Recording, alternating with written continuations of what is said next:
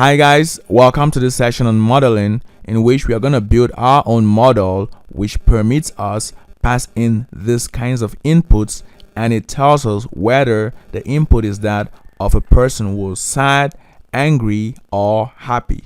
In this session, we are going to start with the Lunette model which we saw in the previous session, while modifying some parameters to suit the problem we're trying to solve, and then move on to even more complex and better computer vision models. Don't forget to subscribe and hit that notification button so you never miss amazing content like this. We copy the code from the previous session and paste out here. So there is it. We have this Lunette model which we saw in the previous example, and then we also have this this number of classes here which we have to set. So that set here, we change this number of classes from 1 to 3. Now the reason why we're doing this is simply because in the previous session we were building a Lunette model which takes in images and outputs whether these images are those of a parasitic or a non-parasitic cell. Now in this example, we're taking in images and our model has to decide whether is that of an angry person, a sad person, or a happy person. So we see that here we have 3 different classes, and because of that we're going to change this to from 1 to 3. So we have this, we run the cell, that's fine. We also have this other configurations: the learning rate, number of epochs, the dropout rate, the regularization rate, number of filters, kernel size, number of strides, pool size, number of layers, or rather outputs in this dense layer, and number of outputs in this other dense layer. So with that, we're just going to run the cell. Now note that you could always get back to the previous sessions to understand each and every parameter we have here, as we've discussed this already. So we just simply replicating this Lunette model we've seen previously. Now that said, you see the kind of output we get here. We have 6 million parameters. We have our different layers going from our conv layers to our fully connected layers. Now the next point here is this activation right here. So this activation now, or with the previous case study, was the sigmoid, and this was because we were actually deciding whether an output will be one class or the other. It was a binary classification problem wherein we could use this kind of sigmoid activation function. With the sigmoid activation function, if you can recall, we have this input and we have this output. So let's say x gets in and y goes out, and here's at 0, the 0.5. Here we have this and 1. So what goes on here is, as we take in higher values of x, the sigmoid function approaches 1, while as we take in high negative values of x, the sigmoid function approaches 0. And so the range of values here is simply 0 to 1. And this is logical, since in the binary classification kind of setting, we wanted to output a 0 for one class or a 1 for another class. Now intermediate values like 0.7 will be taken to be either one of these classes depending on our threshold.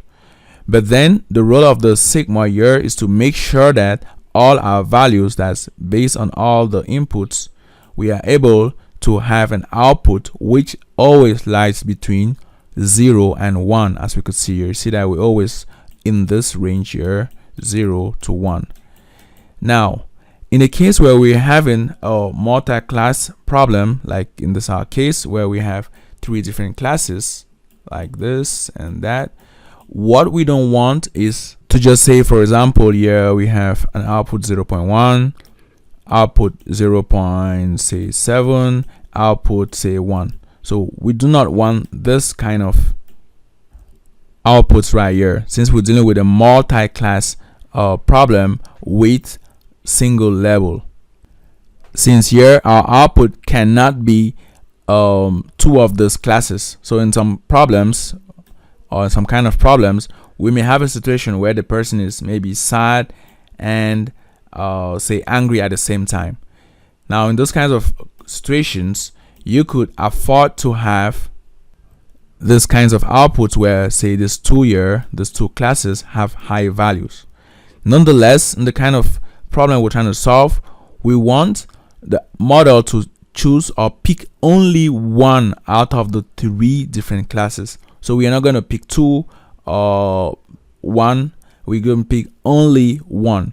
And because we're going to pick only one, what we'll have here, or what we'll try to do here, is to make sure that this output sums up to 1. So instead of having let's take this off, instead of having this kinds of output, we'll have an output which sums up to 1, such that this here, if you have that, such that the one with the highest class, or the one with the highest value, is considered as that class which the model has selected.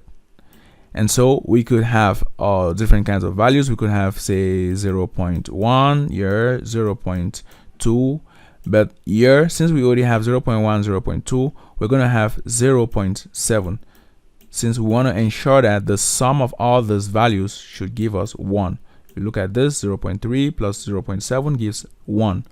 So we make sure that our values here lie between 0 and 1, and when we sum them up, it gives us 1. Now, an activation function which we could use in achieving this is the softmax function. So let's have here softmax. So instead of the sigmoid, now we have the softmax. And to better understand how the softmax works, so you clearly see that difference, let's take this example from the analyticsvideo.com website. In this example, they're considering that we have three classes in this output. Let's take this off. Here, instead of 10 like what we have now, here they have just these 3 classes right here. Now, after applying the softmax, we're gonna have outputs here. Just like when you have some output, after applying the sigmoid, you have this other output. So just like, for example, if you have an output, let's say 5, after applying the sigmoid of 5, you have a value like 0.99 whatever. So it's a value very close to 1. Whereas if you pass in a value, say -10, after passing in the sigmoid, you're gonna have a value very close to 0, say 0.001. So this is how the sigmoid works. Now for the softmax function is quite different. Here, what goes on is we're gonna make use of this formula here. So we have ex, let's say xi, or let's say xc for a particular class, divided by the sum of exc for all the classes. Now this formula shouldn't scare you, as we're going to explain how it works in detail here.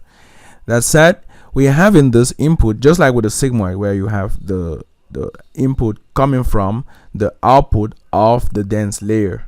Now here we have this, here we have obviously 3 inputs because we have 3 different classes. So we have this one, and this one. Now you should note their values here. Let's take this off so you can see the value here.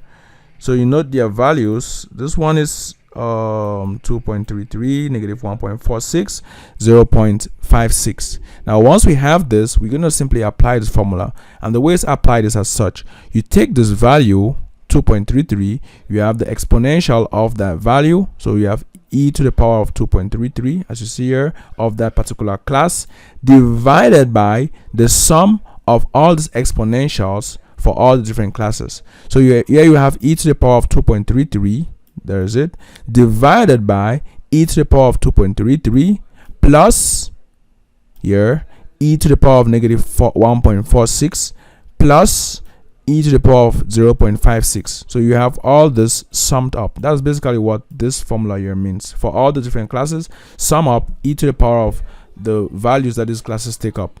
Now once you have that for this first class, class 1, you obtain this value. Now for the next class, you have e to the power of -1.46 divided by this same sum here. So basically this sum is the same everywhere, but the only difference is the numerator. So you have this numerator which changes. Here we have 0.56, we have this other numerator, and we have this value. Notice how as the value goes towards high negative values, these values approaching 0. while when the value is going towards a high positive value, is approaching 1. So this means that if we replace this and put a value like say 10, we would have a value even very close to 1, like say 0.9. So that's it, and that's basically how the softmax works. So this means that at every given point, when you sum up all these outputs, you have a total value equal 1. So you could take the 0.83 plus 0.01, let's say 0.84. Let's work in 2 decimal places. So 0.84 plus 0.14 is like 0.98. So you add this other parts up to give you 1. So basically what you're doing with the softmax is you're taking some inputs for, let's say, 3 classes, and then you're sharing the values. So you have 1 that you want to share. You have this number 1 which you want to share. You're going to give this 1 a fraction of this whole 1. In this case, the fraction is 0.83, and then you're going to give this other one its own fraction, this other one its own fraction, such that at the end all this here sum up to be equal to 1. From here, we're going to get straight into the training and start by designing our loss function. So we have this loss function, which is going to be the categorical cross-entropy function. So unlike before where we had the binary, now we have this categorical cross-entropy. We have it right here in the documentation. You have TF-K-RAS losses, categorical cross-entropy, and then one of the arguments is this from logits. Now the from logits as given here, let's get back here. The from logits by default is false. So by default, we suppose that we have from logits to be false. And as given here, this from logits says whether the y pred here is what the other y, which is outputted by the model. So this says whether the y pred is expected to be a logits tensor or not. And by default, we assume that y pred encodes a probability distribution. So by default, we are supposing that what the model is going to output, in our case we have 3 classes, what the model is going to output is going to be such that when we sum all these probabilities, or when we sum all these outputs here, it's going to give us a value of 1. And so when we have this by default, that's from logits to be false. So by default we have from logits to be false. When we have this, it's simply meaning that we're supposing that what is going to get into this loss function is going to be a logits tensor. And that's our case here because we have this softmax activation. Now in case we didn't have this softmax activation, then we will have needed to specify this or set this to true, such that what gets into the categorical cross entropy is a logits tensor. Now that said, let's go ahead and test this example here. We have this example. Let's take this example, copy this, and then just paste it out here.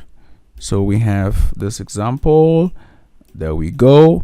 Here we have CCE, categorical cross entropy. We're gonna print this results. So we print out this results and see what it gives us. We run that and you see we have a value of 1.17. Now this value here tells us how close the model's prediction is to the true values of y. Now let's modify our model's prediction such that it's very close to the true values of y. So here we have 0 match with 0.05, okay, 0.95, okay, 0, 0, 0, 0.1, 0, 0.8. Now we should reduce this to 0.08, so it's very close to 0. Now here instead of 0.1, let's say we have 0. Now let's change this to 0.05, and then here we have 0.85. okay, so all this sums to 1.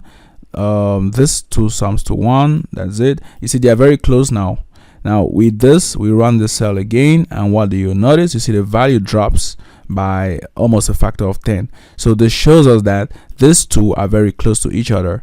Now let's change this and say 0.0. Let's have here 1.0, and here 0, here 0, here 1.0. We run that, and what do we get? You see you have a value which is practically 0, and this is because these two values are very close. Now if we change this again, so let's have here 0, and have this 1.0. Let's now make these values completely different from each other. So here we have 1.0 and that. So this means that this year the actual prediction is this position here, while this one, or what the model predicts, is a different position. Now here the actual is this, but the model predicts this. So the model fails to predict for each case here. So here let's run this again and see how high this value is. So this shows us how this categorical cross-entropy loss actually works. Now, to gain even more in-depth understanding of how this works, let's consider this following formula. So the categorical cross-entropy loss defined here is simply we have this negative here, the sum of y true log y pred. Now we'll take this example here for this case, or let's modify this such that this first prediction here matches this prediction, and or rather this second prediction matches this second prediction, and this here doesn't match. So this example, this doesn't match. So the first example doesn't match, while this other example matches. So what the model predicts matches with what the model was meant to predict. Now that said, let's get into this formula and see how it works, so we understand why we getting high values when there is no matching and very low values when there is a match. So here, for example, we have 0, this is y true, just use the formula, 0, then log of 0.01. Now we have the summation, so plus this next example 1, this is y true, 1 log of 0.05. you have that, plus next one 0 log of 0.96. now obviously this cancels because we have 0 here, here too we have 0, this goes away, we left only with this. Let's take this off. So we left only with this here after this computation. Okay, now log of 0.05 gives us negative 1.3, approximately negative 1.3. so we have here approximately negative 1.3, but with this negative here gives us 1.3. so we have this value of 1.3.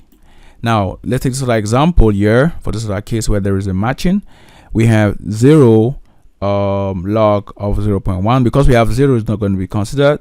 Here we have 0 again, 0 here is going to multiply that, is going to be 0. Now this other one we have 1, so this other one we have 1 log of 0.7. 1 log of 0.7. what do we have here? This gives us negative 0.15, so we have approximately 0.15. so we see that with where there is a matching, the loss is reduced, and when there is no matching, the loss value is increased. So with that, we just simply take this off since it's our default, and that's fine. So we have this now. But before continuing, let's also consider a case where our outputs, like let's get back here, we're going to run this again, get the loss we have. So now we're going to consider that this y true, that's our data set, is going to be designed such that instead of having this categorical kind of output, we're going to have the integers. So here instead of 0 1 0, we're going to simply have 1. Now let's get back to why this is so we have 0 1 0. This is translated, that's this for categorical. For integer, this is translated as 1 because the 1 is at the first position, starting from 0 1 2. Now in the case where we have 0 0 1, this is translated as 2, since this is at the second position, 0 0 1 2. So that's it. So we had seen this already in the previous session. Now getting back here, let's modify this. Instead of having this, let's put 1, and instead of having this, let's put 2. So we're saying that if your data set is designed in this way, recall we had seen it here, just here, let's get into data set loading. Just here, if your label mode is int, then you should have this kind of design. There we go, right here. Okay, so we'll have this kind of design instead. So we just have these integers. So if you have this, let's run this here. You see, it doesn't work.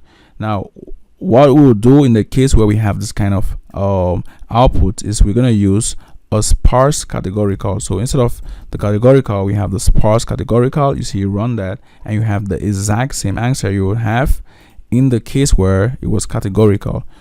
Let's get back here, run that again. So you have exact same answer. So that said, we could make use of the sparse categorical. It depends on how we created our data set. So here we have sparse categorical, and we should just comment this since we're not making use of that. Let's take this off now, and then we move on to our metrics. So here we have the metrics. The metrics we'll be using here will be the categorical accuracy. So we have categorical accuracy. Let's give it a name. Let's call that accuracy. And then we will also have the top K accuracy. There we go. We have our top K categorical accuracy. We'll give it a name. No, before giving it a name, you need to give it the value of K. So we'll give a value of K of 2, and then we'll give it a name, top K accuracy. Now, before we move on, let's explain this top K categorical accuracy metric right here. So unlike with this accuracy, with this categorical accuracy, where if we have, for example, this 4 situations here, those 4 examples, those in blue are what the model predicts, and those in red are what the model was expected to predict. Our accuracy will be computed as such. So we'll start with this first one. The highest here is this 0.5. The highest here is this. Since there is no match, we have a 0. Plus, we move to this next one. The highest here is this. The highest here is this, and the highest is this. At this position, there is no matching, so we have a 0, and that's because the class 0 was picked, whereas the expected what should have been class 1. Now we get here, the class 0 is predicted by the model, and the class 0 is also what was expected, or what the actual outputs. So here we have plus a 1 because we've gotten this correctly. So this is correct, this is wrong, this is wrong. Now we get here, we have the same situation. The highest here is 0.7, the highest here is this, and the positioning is such that there is a match. So we have plus 1. Now, because we have 4 different examples, we divide all this by 4 and multiply by 100. So this gives us accuracy of 50%. Now, we get back to this case here for the top K categorical accuracy. For this first case, the highest class here is this one.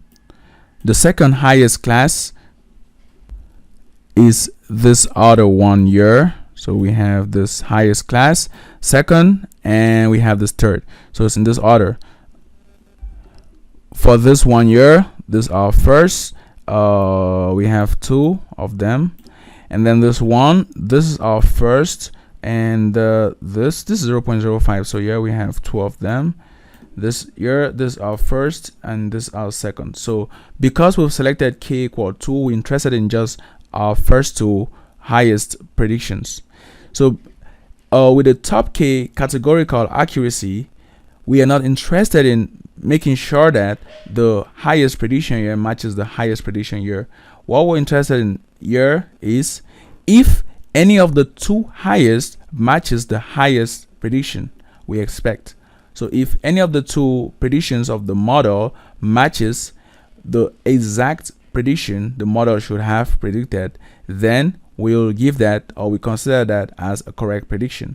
So in this case here, this first 2 do not match this, so this is a wrong prediction, and we have a 0. Plus, we move to this next one here. The highest here is this, and it matches with the second, so we have a 1. So this is considered now a correct prediction, unlike previously where we would have considered this to be a wrong prediction. Now for this one, the first 2 of these 3 are there, so obviously this will be a right prediction. It also matches here. The first matches with this first here, so we have that plus 1, and then this other one here, we have the highest prediction here matches in with this, so we have +1. So here we have 3 divided by 4 times 100. This means that the top 2 categorical accuracy in this case is equal 75%, unlike the categorical accuracy, which is 50%. Now with that, we go ahead and compile the model, learned model.compile. Let's run this. We have Adam learning rate, which we specified in the configuration, the loss function here, the metrics, this, and that's it.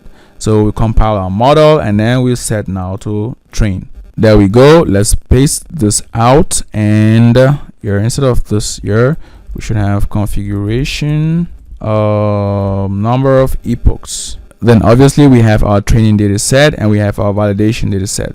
So let's run this and see what we get. Scroll down, and that's it. See our losses dropping, accuracy increasing, and top K accuracy, which is clearly higher than the accuracy. Training now complete. Let's plot out the loss curves for the validation and the training.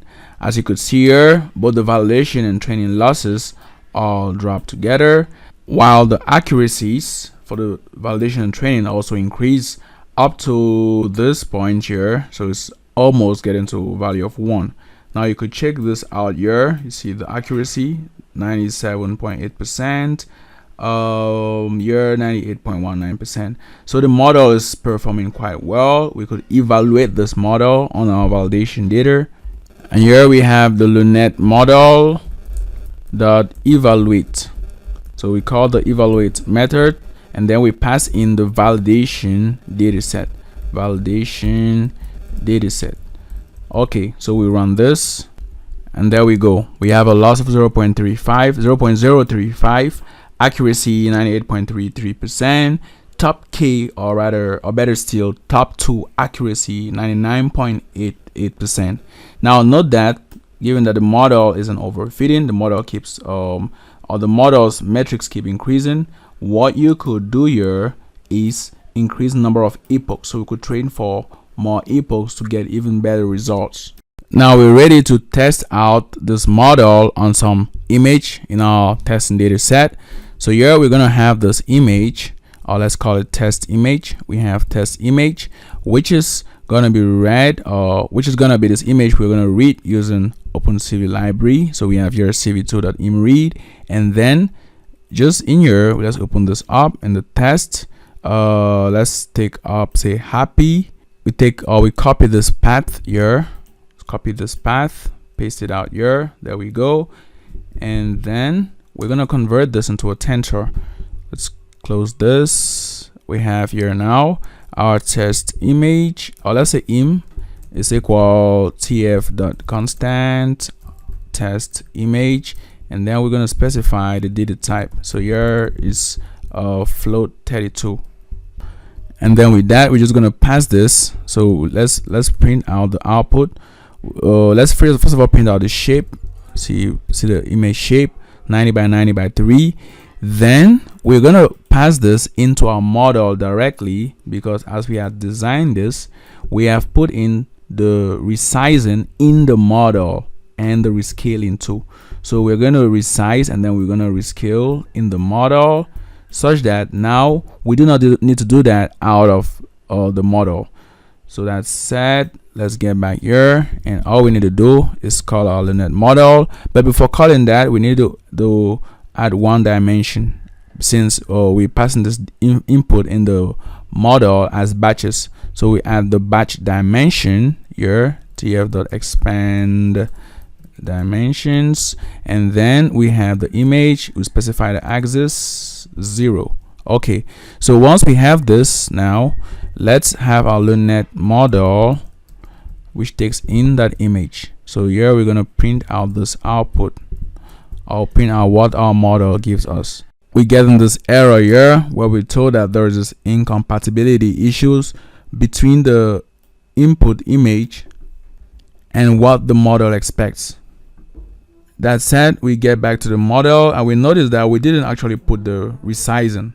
So let's get back here, and we have this resize rescale layers which we had built already, and we put that instead of this rescaling, we have this resize rescale. So we make sure we resize and we rescale. Okay, now next thing we have to do is we have to modify this here, because here by doing this we're supposing that the input is going to be 256 by 256, but here what we will have is that we will have this none. So our input could be any of any dimension, but we are going to do the resizing here. So we have the resizing in this resize rescale layer, and then we also have the rescaling. So that's it. Let's run this. There we go. As you could see, you have from here we have this 256 by 256 by 3, and that's because we've actually passed this input into our resize rescale layers. So let's go ahead and retrain our model. Your training and validation plots for the loss and accuracy, and with this we could go ahead and test our image. So let's run that, and this is what we get. As you could see here, we have practically 0, 0.99, and then almost 0. So this shows us clearly that our class, the class 1 in this case, because here this is our class 0. I'll take that off. This is our class 0, class 1, and class 2. So this image is of class 1, and it's correct because this is a happy image. So basically you see how to create this image here, this image array from the file path, and then convert this into a tensor, which is then passed into the model without any pre-processing. Another thing we want to do is to actually print out the class. So what we can do here is, instead of this LUNET model, we'll have tf.argmax. So we'll look for the class with the highest probability, which in this case is this one. We'll look for that class. So tf.argmax, we'll specify the axis. Now if you're new to this, you could check our previous sessions where we treat these kinds of functions thoroughly. So here we have that. Let's run this. You see we have 0, 0. No, this is tf.argmax. This is -1 or 1. Let's say -1 is the last axis. Okay, we have that. You see it picks out this here, and then from here let's convert this to numpy, and then from here we use the class names to get its name. So there we go, class names. We run that. We given this. Let's see what we obtain before this class names. Let's take this off and also take this one off. We run that. Okay, we have this list, so we should take the 0th element. There we go. Now we have that. We put in the class names and we get the name. So that's it. You see we get the name happy.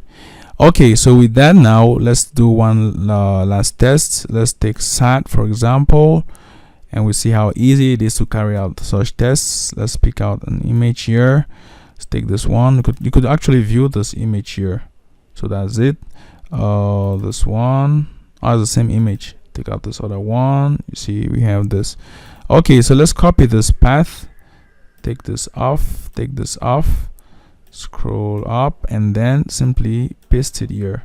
So this is the path. We're trying to know exactly from the model what kind of image it is. So you see here it's a SAT image, and this is from the test set. So make sure you doing this kind of testing with data the model has never ever seen.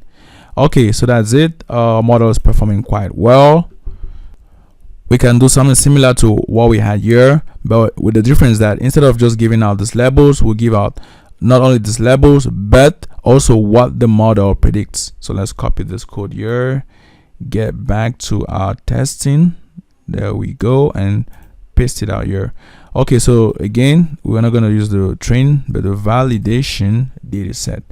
So there we go. We have our validation data set. We have this plots, and then at the level of the title we'll plot let's have this true label right here, and then we will have the predicted label. So let's have this. We move to the next line, and then we have predicted label.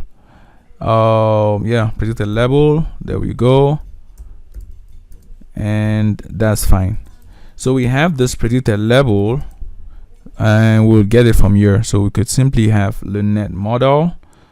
LeNet model here. We have our LeNet model, which takes in the images.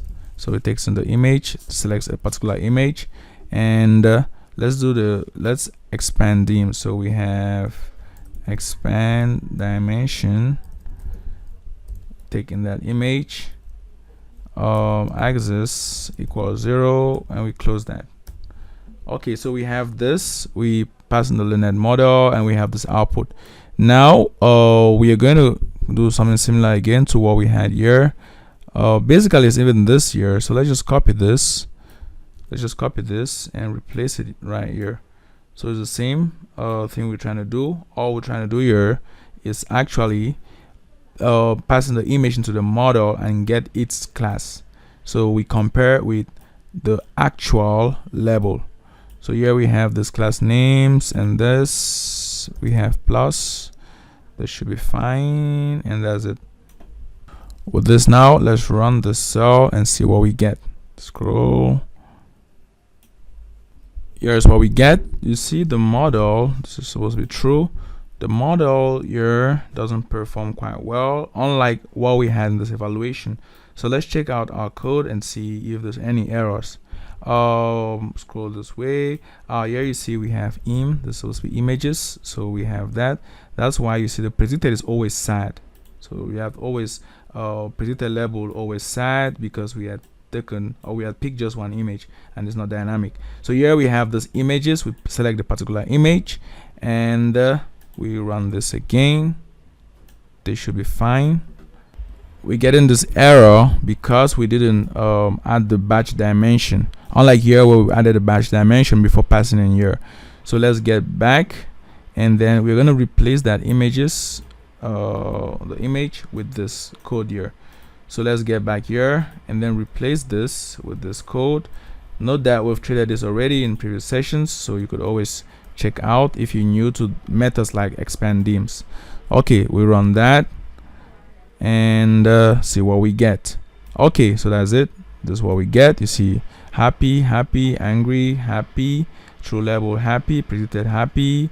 Let's see if there's any errors. The model does quite well. See, no errors, so it's almost 100%. In fact, it's 100%, although the evaluation here shows 98%, 98.33%.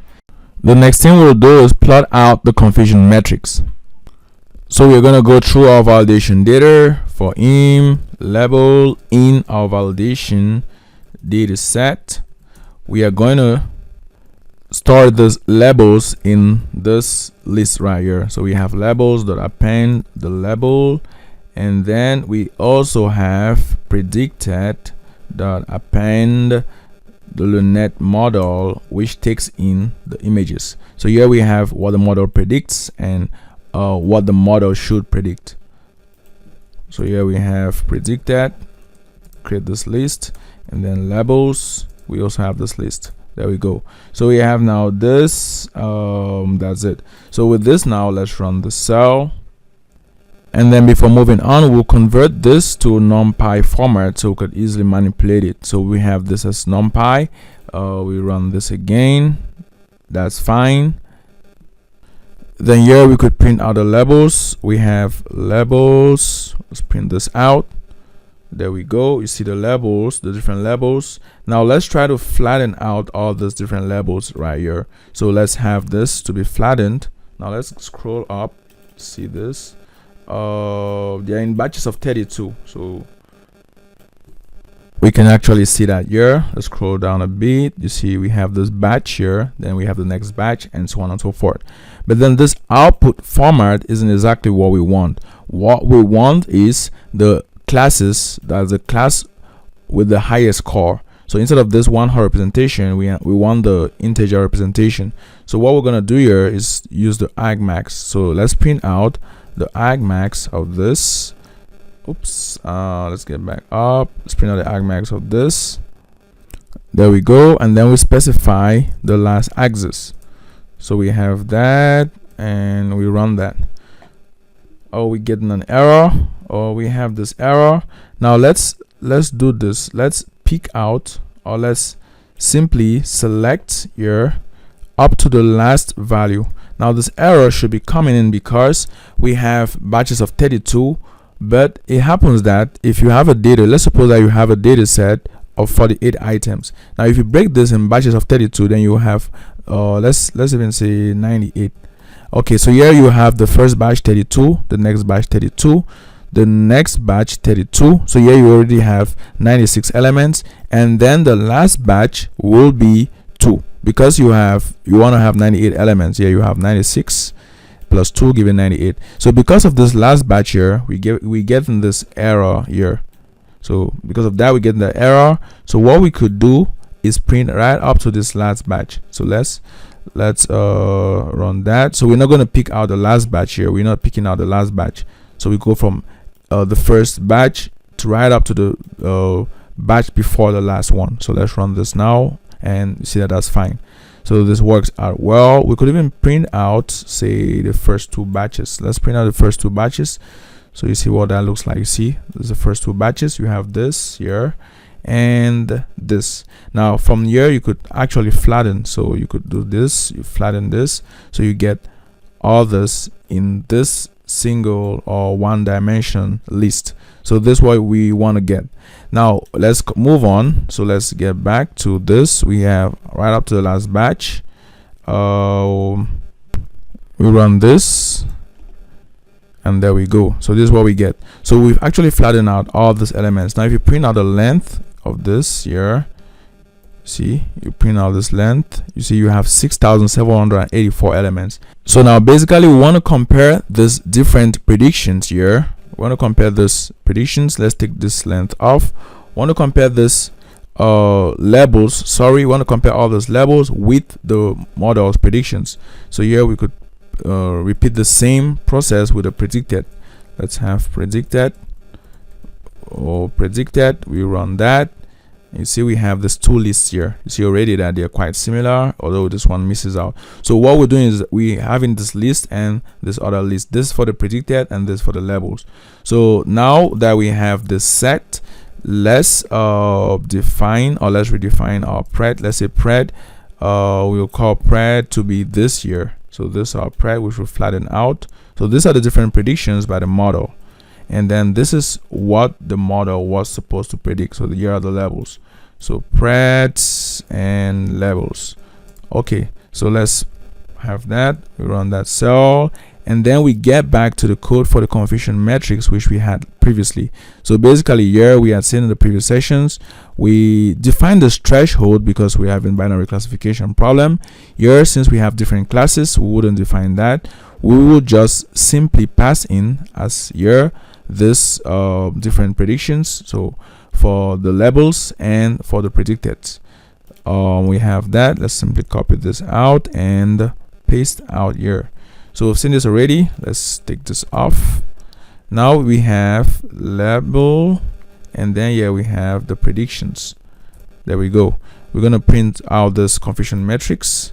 We have the figure, and that's it. So let's run this and see what we get. There we go. We see already here we have this confusion matrix, and one thing you can notice straight away is that the most values, or the leading diagonal, has those elements with the highest values. So you see here we have the highest values here, and this is normal actually, because when you have this confusion matrix like this, let's redraw this confusion matrix. When you have this confusion matrix like this is a class 0. So let's say class 0 is angry. So this is class angry, yeah, happy and sad. Now here is angry, happy and sad. So whenever the prediction, or whenever what the model predicts matches with what it was supposed to predict, you have an additional one which is added here. So we simply go through all the different model predictions for the validation, and you see that 1472 times, for 1472 times, the model predicted angry when it was actually angry. So this is correct. Now for happy, you see 2000 here, it matches here. 2890 times the model predicts happy, and the actual was happy. And here we have in 2198 times the model predicts sad when it's actually sad. And then here we have 21 times the model predicts angry when it was happy. And then 26 times the model predicts angry when it was sad. Then we have 20 times the model predicts happy when it was angry. Here we have 27 times the model predicts happy when it was sad. Here we have 30 times the model predicts sad when it was angry. And we have 100 times the model predicts sad when it was instead happy. So this is the highest score we obtain for the wrong predictions. And so this means that the model has that tendency of predicting sad when it's actually happy. You can also observe this plot here. You see this lighter colors, you see here, as we go up we get to this higher values, see here, and then this and this. So the lighter the color, the higher the score, and then the darker the color, the lower the score. Now obviously the ideal case will be where we have this purely white. So we would have this purely white, this purely white, this purely white, and all this here completely dark with all 0 values. So that said, we've looked at how to obtain the confusion metrics, which is an important evaluation metric. And here we could also change this to training. So anyway, you just have to have your training and that'll be fine. Now we have to deal with that last batch, which we did not take into consideration. So what we could do is we could do some concatenation here. So let's do concatenate, and then we have that. Then let's copy this. We just copy this and paste out here. Copy and then paste it out here. There we go. But then we're taking the last element. So instead of the all elements before the last, now we're taking the last element, and that's it. So we're adding that last element here so that we could actually flatten it out separately before concatenating it with the previous elements. We saw that having all of this joined together will cause an error. So that's why we're doing this. Here again, we copy this here. Let's copy this and then paste it out here. That should be fine. This for the predicted. So let's change this to predicted. Okay. So we should have that fine. Scroll this way, and then let's have concatenate. Okay, so let's run this and see what we get. We get in this error. Let's add this here. There we go. We run that again. That's fine. And the same should be for the predicted. So let's run this again. Get that error. Scroll this way and add this here. Okay, so we have this the last batch which has been added up, and then we'll simply copy this and paste here. So now instead of having just all the values before the last, we have now all the different batches together. So here's for the predict, no, just for the label. So here, let's put this here. We have the labels, and then this is for the predicted. Let's copy this, get right to the end, and we have that. Okay, so here we have this for the predicted. Let's paste this here, and that should be fine. Let's run this again. We run that, and then we run this, and there we go. See, we have slightly different answers now. Okay, so that's it. We've seen how to plot out the confusion metrics for multi-class classification. Before we move on, we notice that we've made a very big mistake here. As with this validation data set, we actually pass in the trained data set. So let's modify this and make sure you never make this kind of error. As if you make this kind of error, you feel like your model is performing well, whereas we're validating on the trained data. So let's rerun this again. Let's have to run this again. Now training is complete, and we see that the model wasn't performing as well as we thought. You see here the loss drops, and then at some point it starts increasing, while that of the training keeps dropping. And then for the validation, we have its accuracy going towards 1 as we had previously, whereas for validation here it plateaus at around 75%, as you could see here in these values. So you see the validation accuracy, the highest we have here is like 75%, although the top key accuracy is about 90%. Okay, so that said, we see clearly that our model isn't performing that well, and the next sessions we'll see how to better this model performance. Here we could also run this evaluation. We have the evaluation. See here 75/90 and loss of 1. Let's run this testing. Correctly classifies this. Next we're gonna try this out to see. Previously we had generally 100% because that was on our same training data. Now here you see, let's start from up. You see wrong prediction, right, wrong, wrong.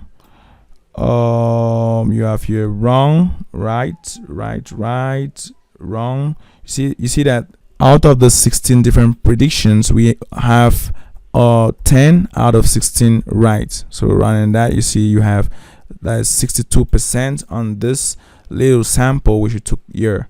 Now we could also plot the confusion metrics. Let's run this, and you could see clearly from here that the model isn't performing as well as it used to perform when we're making that error.